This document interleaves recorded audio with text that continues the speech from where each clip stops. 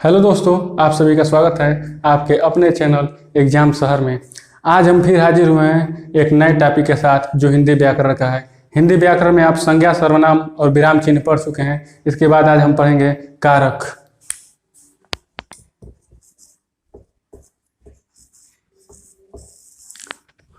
कारक कारक किसे कहते हैं? जो शब्द कर्ता, कर्म और क्रिया में संबंध जोड़ते हैं उसे कारक कहते हैं। जो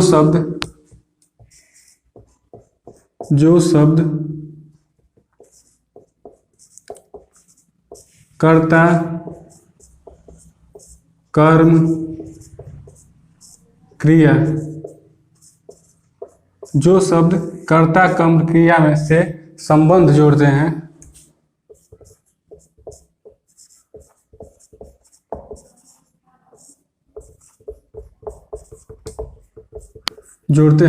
उन्हें कारक कहते हैं।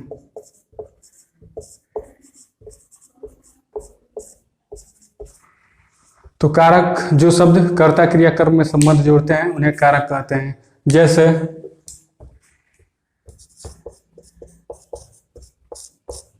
राम ने रावण को मारा। राम ने रावण को मारा। तो आप इसमें देख रहे हैं राम ने रावण को मारा। इसमें आप दो कारक देख रहे हैं, पहला ने और दूसरा को। ये कर्ता, दूसरा कर्म और यह क्रिया। आप देख रहे हैं ये जो शब्द कारक हैं वो कारक चिन्ह कर्ता, कर्म, क्रिया में संबंध जोड़ रहे हैं। राम ने रावण को मारा। अगर ये चिन्ह को हम हटा दें तो ये कोई वाक्य नहीं रहेगा। राम रावण मारा ये किसी भी वाक्य का, ये वाक्य कुल मिला के ये वाक्य प्रयोग में नहीं रहेगा। जब तक कारक चिन्ह नहीं लगेगा तब तक वो वाक्य पूरा नहीं होगा। तो आप देख रहे हैं राम ने रावण को मारा। ने और को यहाँ पे कारक है। कारक, ये दोनों कारक हैं और ये कारक कर्ता, कर्म, क्रिया को जोड़ रहे हैं। तो ये कारक जो है 8 प्रकार का होता है। कारक 8 प्रकार का। तो हम एक एक करके पूरा कारक पढ़ेंगे। तो सबसे पहला कारक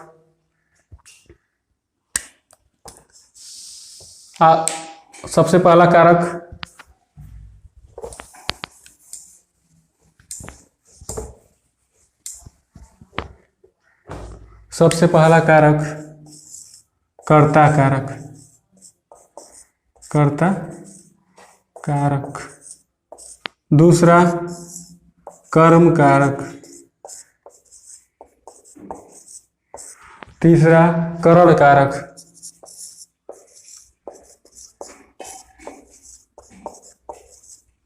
चौथा संप्रदान कारक।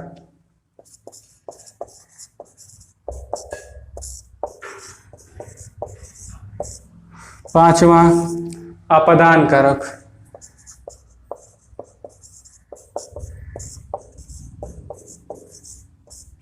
छठवां संबंध कारक।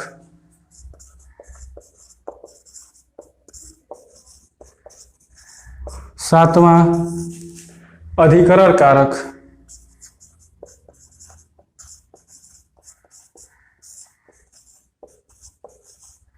और आठवां संबोधन।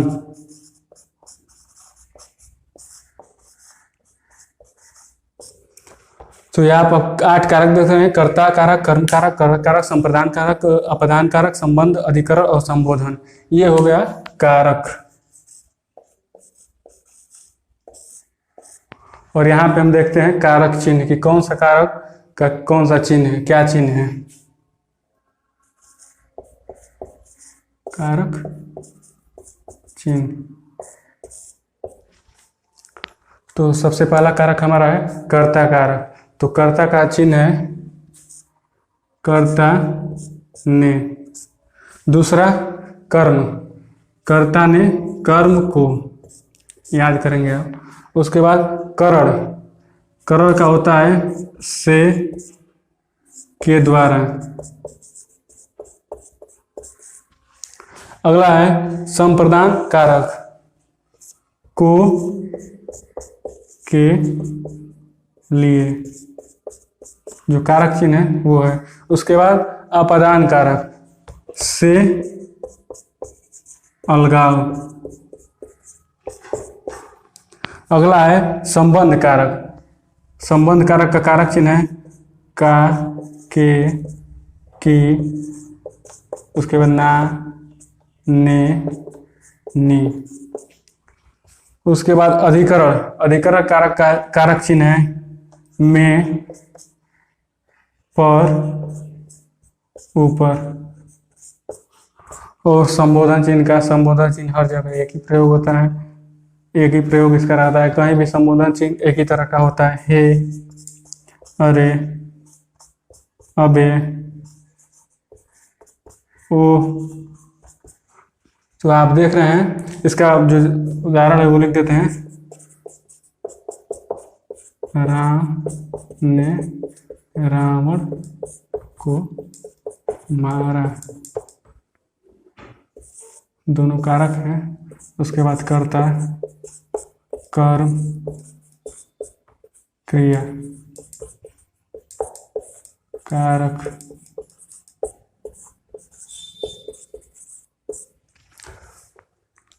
तो आप देख रहे हैं कारक, जो हमारा आज का टॉपिक है।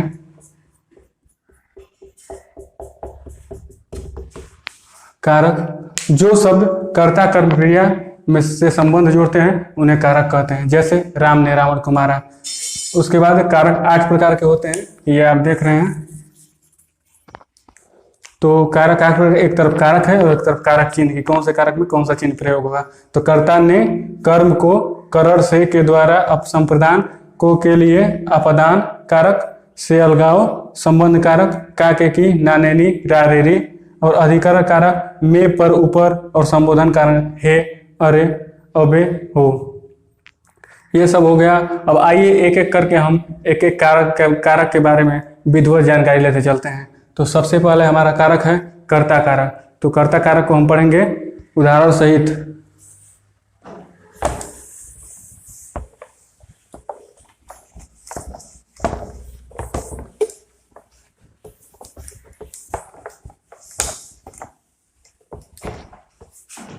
कर्ता कारक।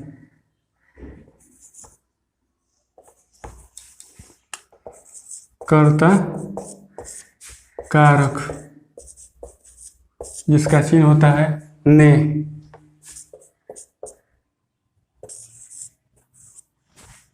तो कर्ता कारक में जिस शब्द में कारक का प्रयोग, जिस वाक्य में कारक का प्रयोग, कारक ने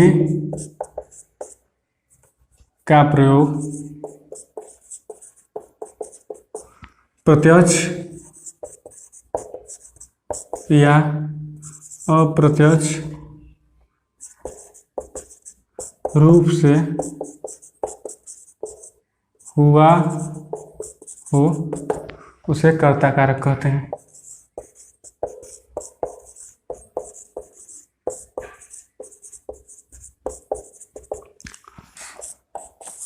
पहला कारक कर्ता कारक का चिन्ह है ने, और जिस वाक्य में कारक का प्रयोग ने, कारक का प्रयोग प्रत्यक्ष या परोक्ष अप्रत्यक्ष रूप से हुआ हो, उसे कर्ता कारक कहते हैं। जैसे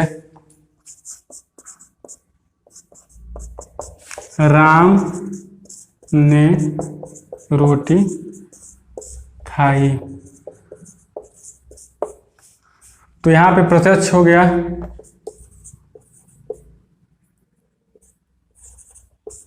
प्रत्यक्ष रूप से राम ने रोटी खाई आपको यहाँ पे दिखा रहा है ने कारक जो दिखा रहा है वो कर्ता कारक है। उसके बाद हमारा जो दूसरा है बालक ने या बालक पुस्तक पढ़ा। अप्रत्यक्ष है इसमें, अप्रत्यक्ष रूप। इसमें आप देख रहे हैं बालक पुस्तक पढ़ा, मतलब यहाँ पे ने अप्रत्यक्ष है, बालक ने पुस्तक पढ़ा। अगर बालक पुस्तक पढ़ा भी कहेंगे तो भी वह वाक्य सही होगा। तो बालक ने पुस्तक पढ़ा यहाँ पे अप्रत्यक्ष है, और अप्रत्यक्ष होने के कारण ये कर्ता कारक ने का प्रयोग हुआ है। इसलिए अगर आपको कहीं दिखाई दे कि यहाँ पे कि अगर ये बालक पुस्तक पढ़ा, अगर आप इसमें लगाएंगे बालक को पुस्तक में पढ़ा तो वाक्य गलत हो जाएगा। इसलिए आप यहाँ पे ने का प्रयोग करेंगे, जो कारक चिन्ह है ने का प्रयोग करेंगे, और ने कर्ता कारक है। तो उसके बाद अगर ये आपको समझ में आ गया है तो हम दूसरा कारक पढ़ते हैं। दूसरा कारक कर्म कारक।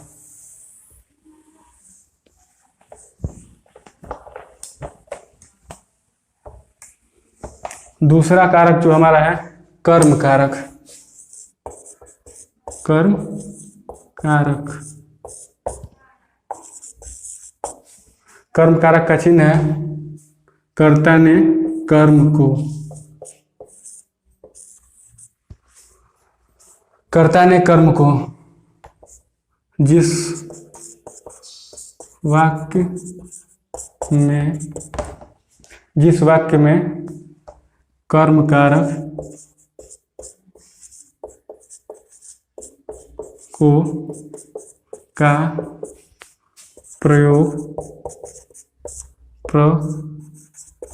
प्रत्यक्ष या अप्रत्यक्ष रूप से हुआ हो उसे कर्म कारक कहते हैं। कर्म कारक कहते हैं। तो कर्म कारक का चिन्ह है को, जिस वाक्य में कर्म कारक को का प्रयोग प्रत्यक्ष या अप्रत्यक्ष रूप से हुआ है उसे कर्म कारक कहते हैं। कर्म कारक का उदाहरण देखिए आप, जैसे अध्यापक ने छात्रों को दौड़ाया।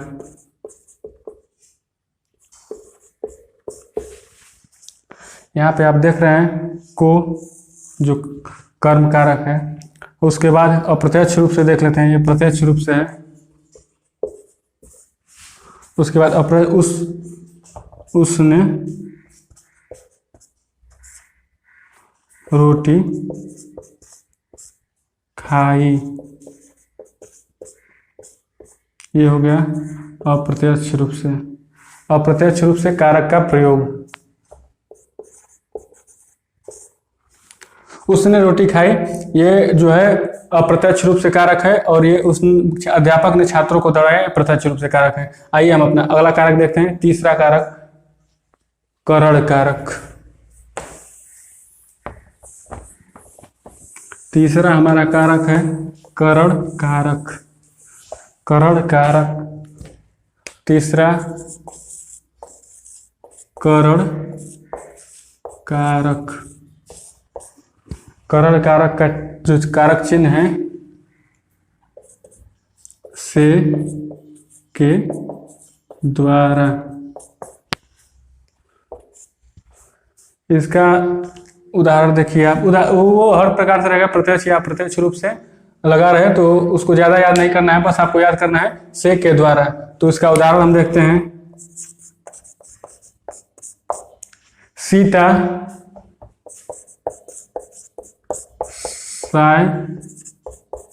साइकिल से स्कूल आती है। यहाँ पे आपका देख रहे हैं करण कारक में सीता साइकिल से स्कूल आती है, मतलब साइकिल के द्वारा, साइकिल चला के स्कूल आती है। यहाँ पे मतलब जुड़ा रहेगा के द्वारा। जो दूसरा है साइकिल और स्कूल एक दूसरे से जुड़ा रहेंगे क्योंकि स्कूल जा रही है साइकिल से। तो ये वाक्य आप देख रहे हैं, सीता साइकिल से स्कूल आती है। से मतलब ये हो गया करण कारक, और इसमें द्वारा मतलब इसमें संबंध बना रहेगा, दोनों के बीच में संबंध बना रहेगा। और जब संबंध ये बना रहेगा तो से का प्रयोग यहाँ पे के द्वारा, सीता साइकिल के द्वारा स्कूल आती है, ये भी सही होगा, लेकिन इसमें अप्रत्यक्ष रूप से द्वारा का प्रयोग हुआ है, तो ये करण कारक है। दूसरा हमारा उदाहरण है, वह कलम से पत्र लिखता है। तो इसमें देख रहे हैं से, इसमें भी है वह कलम से पत्र लिखता है, या वह कलम के द्वारा पत्र लिखता, मतलब इसमें कुल मिला के वाक्य जो है संबंध इसमें जुड़ा रहेगा, दोनों के बीच कलम और पत्र के बीच संबंध जुड़ा रहेगा, क्योंकि ये दोनों अगर कलम नहीं चलेगा तो पत्र नहीं लिखा जा सकता है, इसलिए यह कारक करण कारक होगा। इसके बाद हम अपना अगला देखते हैं, संप्रदान कारक। इसमें और है एक चीज, ये जो अपवाद में आता है करण कारक का, वो अपवाद है, अपवाद इसमें 3 है कि अगर साथ साथ साथ साथ पहला दूसरा अंग भंग, तीसरा समय पूछना या समय बताना,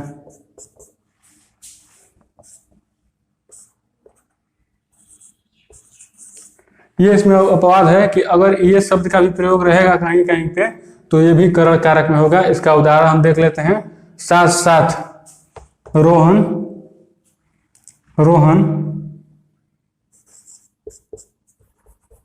रोहन के साथ साथ साथ साथ उसके पिता जी भी बाजार गए हैं।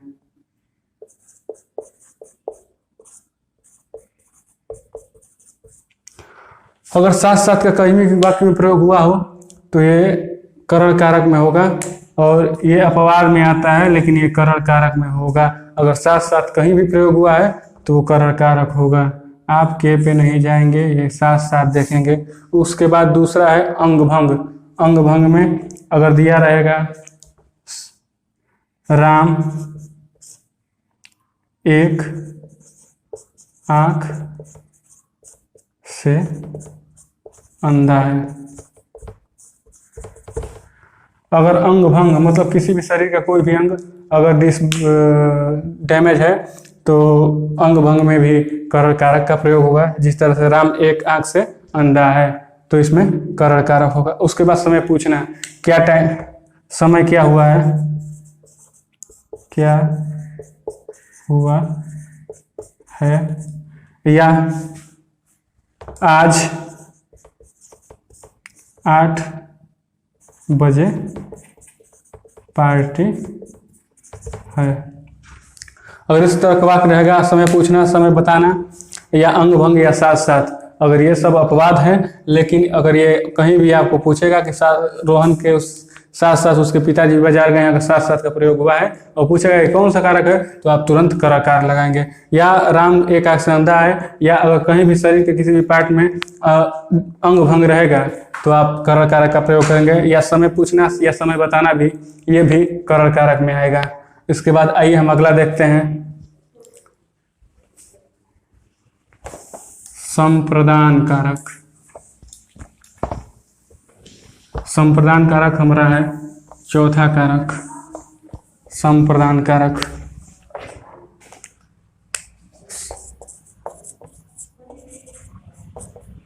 संप्रदान कारक, संप्रदान कारक का चिन्ह है को के लिए।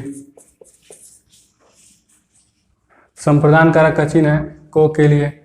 जिस वाक्य में प्रत्यक्ष या अप्रत्यक्ष रूप से को के लिए प्रयोग हुआ है वह संप्रदान कारक होगा। परिभाषा लिखना जरूरी नहीं है, आप बस संप्रदान कारकों के को या के लिए अगर आप याद कर लेते हैं तो संप्रदान कारक आपका याद हो जाएगा। आइए हम उदाहरण देखते हैं, जैसे सुधा मुझसे मिलने आई है। सुधा मुझसे मिलने आई है, इसमें आप देख रहे हैं मुझसे मिलने आई है। अगर यहाँ पे वाक्य में यहाँ पे अप्रत्यक्ष रूप से के लिए प्रयोग हुआ है, जैसे सुधा मुझसे मिलने के, यहाँ पे देख लेते हैं, सुधा मुझसे मिलने के लिए आई है। तो इसमें आप देख रहे हैं इस वाक्य में और इस वाक्य में दोनों में के लिए प्रयोग हुआ है, लेकिन इसमें अप्रत्यक्ष रूप से हुआ है और इसमें प्रत्यक्ष रूप से हुआ है। अगर ये आपको कहीं दे दे तो आप तुरंत संप्रदान कारक लगाएंगे बिना सोचे समझे। उसके बाद सभी छात्र, एक और उदाहरण देख लेते हैं। सभी छात्र जीवन को सुखमय बनाने के लिए पढ़ रहे हैं। सभी छात्र जीवन को सुखमय बनाने के लिए पढ़ रहे हैं। तो इसमें आप देख रहे हैं के लिए प्रयोग हुआ है जो संप्रदान कारक होगा। उसके बाद इसमें भी अपवाद है कुछ, उस अपवाद को हम देख लेते हैं।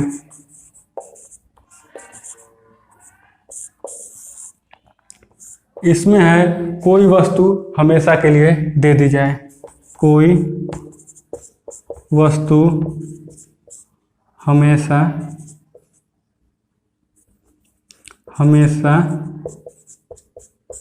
के लिए दी जाए। उसके बाद दूसरा अपवाद है देवताओं को समर्पित।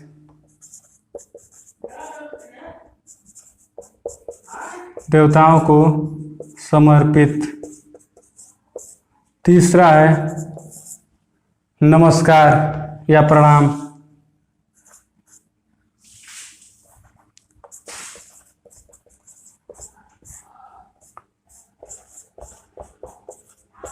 और किसी भी वाक्य में इस तरह का कोई प्रयोग रहेगा, जैसे कोई वस्तु हमेशा के लिए दी जाए।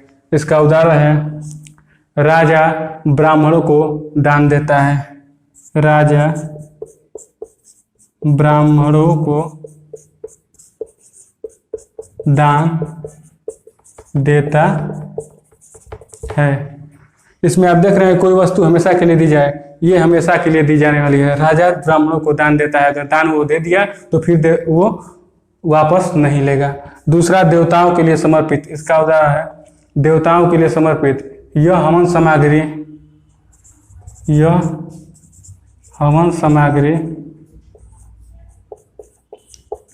देवताओं के लिए है।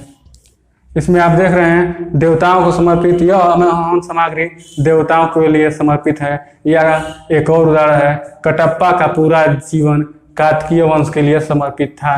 कटप्पा का पूरा जीवन, कटप्पा का पूरा जीवन कात्कीय वंश के लिए समर्पित।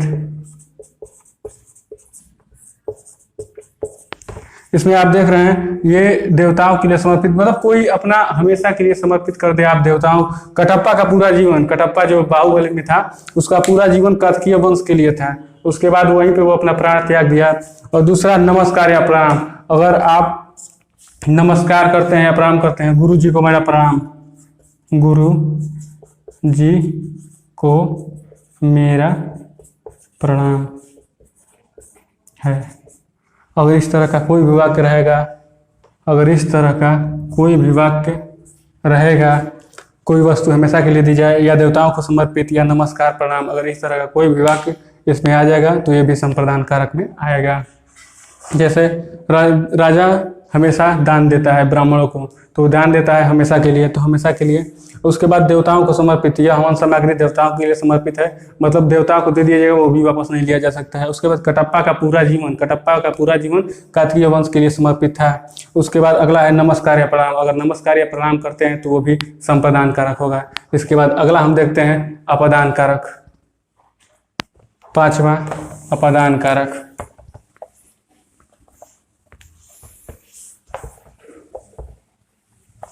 पांचवा हमारा है अपदान कारक, पांचवा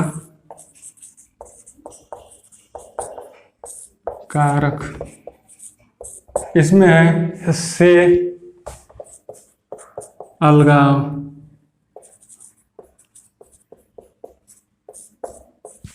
इसमें है से अलगाव। जिस वाक्य में जिस वाक्य में प्रत्यक्ष या अप्रत्यक्ष रूप से अलगाव का प्रयोग हुआ हो उसे अपदान कारक कहते हैं। अलगाव का मतलब अलग होना, जैसे अपदान कारक है अपदान, जैसे अलग होना, पेड़ से पत्ते गिरते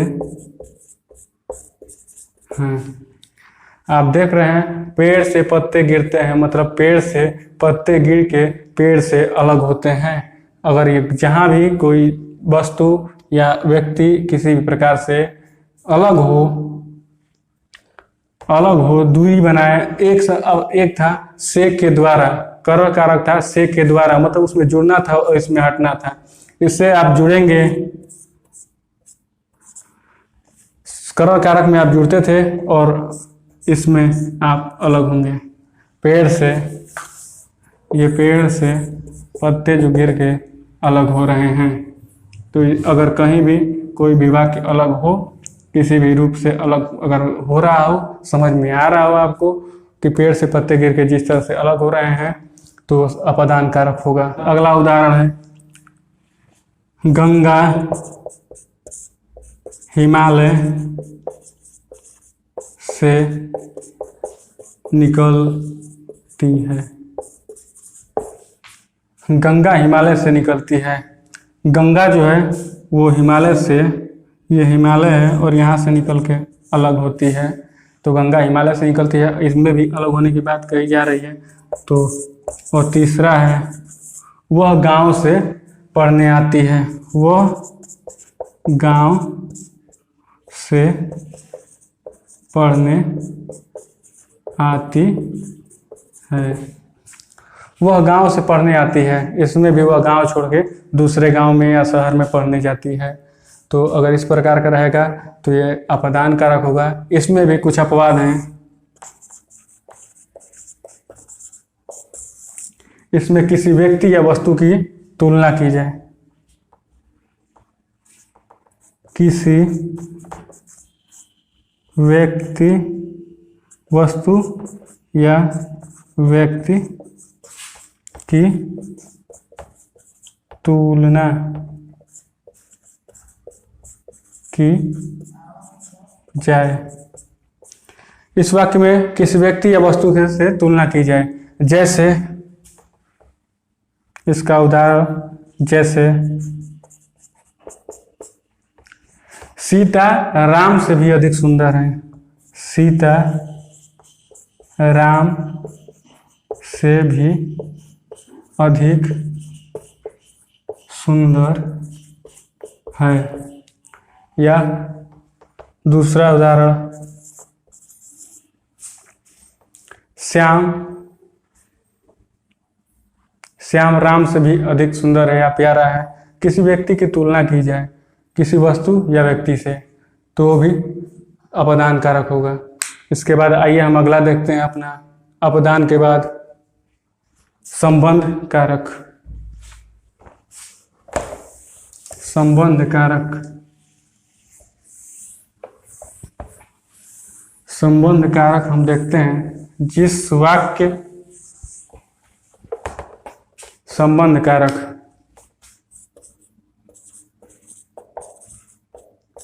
कारक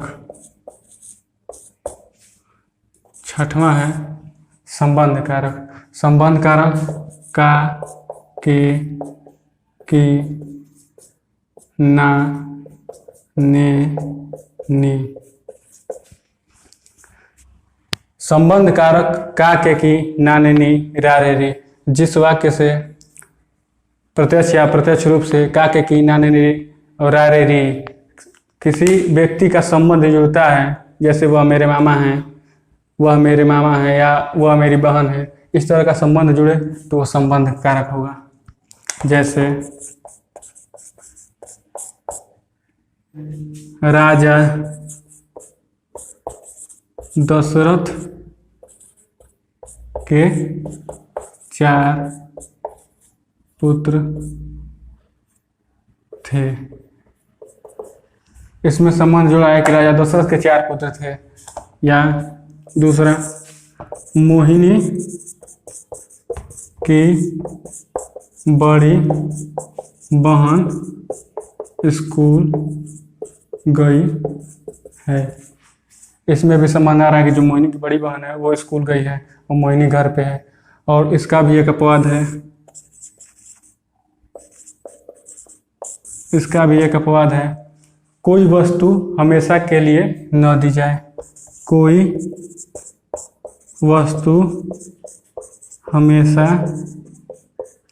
के लिए न दी जाए। जैसे मैं अपने कपड़े धोने के लिए धोबी को देता हूँ। मैं अपने कपड़े धोने के लिए धोबी को देता हूँ। तो आप देख रहे हैं ये हमेशा के लिए नहीं, धोबी जब कपड़े धो लेगा आपका, साफ करके प्रेस करके उसको फिर आपके यहाँ दे देगा। तो अगर कोई भी ये वाक्य रहेगा कि कोई वस्तु हमेशा के लिए न दी जाए तो वो संबंध कारक होगा। उसके बाद हम देखते हैं अगला अपना अधिकरण कारक।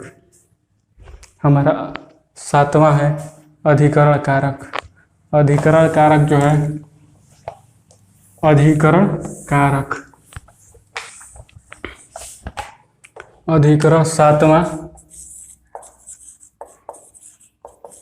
अधिकरण कारक।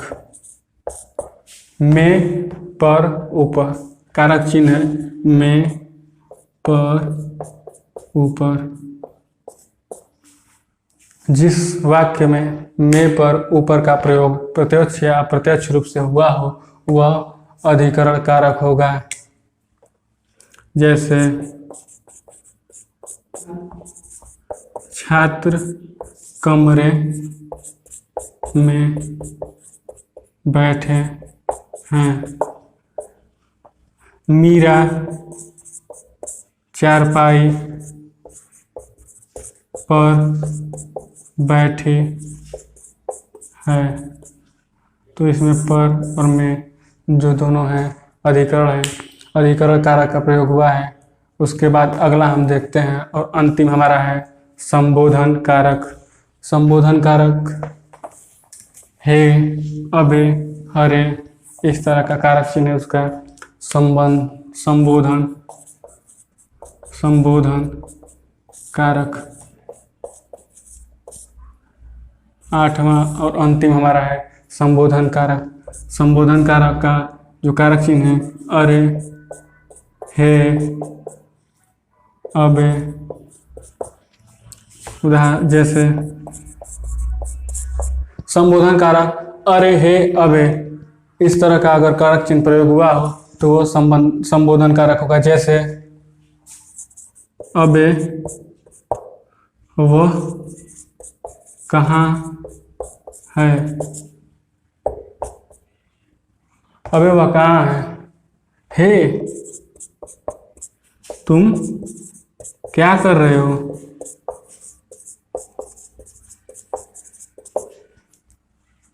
तुम क्या कर रहे हो। अगर इस तरह का बात हो तो वो संबोधन चिन्ह होगा। संबोधन कारक अरे, हे, अबे। संबोधन कारक जिस वाक्य में प्रत्यक्ष या अप्रत्यक्ष रूप से अरे, हे, अबे का प्रयोग हुआ हो वह संबोधन कारक होगा। अगर ये वीडियो आपको अच्छा लगे तो वीडियो को लाइक करें, चैनल को सब्सक्राइब करें और शेयर करें। धन्यवाद।